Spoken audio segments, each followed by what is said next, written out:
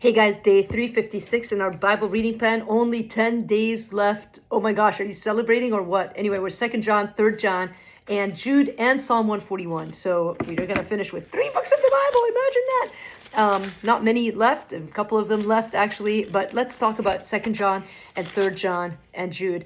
All of them really are a fight for the truth, which is interesting. The last bit of the Bible, the last words of those faithful followers of Jesus, urging us to contend for the truth. And so in 2nd John 2, it's written to the elect lady, which is really a woman in the church, but really a symbol of the church. It's written to the church. We see it again. The same thing is in really all 3 of the letters are written to Christians. And the first one, 2nd John, is written with the aim to keep false teachers out. 3rd John is written to keep true teachers in. So true teachers were being kept out. So we want to try to keep the true teachers in. And then Jude was really a call to watch for apostasy from within. So from the outside, from the inside, and from within. So all of it, though, the same principle, which is fighting for the truth. And in order to fight for the truth, you got to know the truth. And so one of the lies going around at that time was this Gnosticism, which was that Jesus was not truly God and truly man. And there were many other things that, false teachings that were going around. And I think this is the reason we keep staying in the Word, reading the Bible, asking God to give us the spirit of discernment. Obviously, not every single thing in life is written about in the Bible. Like, am I supposed to eat fish or meat today? Should I work out or in the outdoors, or should I go to the gym? God's not writing about every single one of the details, but He's given us a mind and a discernment, and this is what we want to pray for as we read His Word, that we would discern the truth. And so the big idea today is, in fashion, as I've done almost every day of this year, it is essential that we know the truth enough to recognize false teachers and fight against them for the sake of love. Fighting for the truth is for the sake of love. Remember, love is the utmost test of the believer.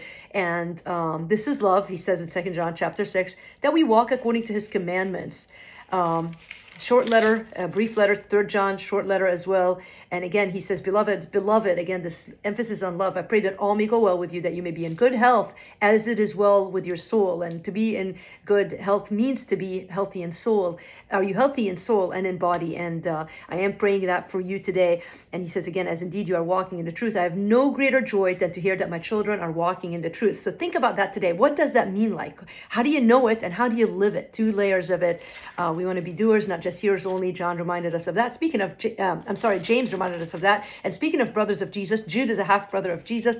And he writes also to us, I love the letter of Jude, small but punchy and strong and unapologetic, to those who are called beloved in God the Father and kept for Jesus Christ. And he finishes, now to Him who is able to keep you from stumbling. So really this assurance that we have, that it's not like we're going to screw it up if I don't walk in the truth, if I don't know the truth. Look, you just take things one day at a time and contend for the faith that was once delivered for all saints. And so how do we know truth from lies? Well, we ask God for discernment and for the Spirit to show us, and we learn the truth, and we commit to asking God to help us to speak hard words. And so Jude is full of words of wisdom and words against the things that fight God, and then a call to persevere at the end. And really the last 2 verses are just amazing prayer that he prays over us to persevere. And so I'm praying for that for you today.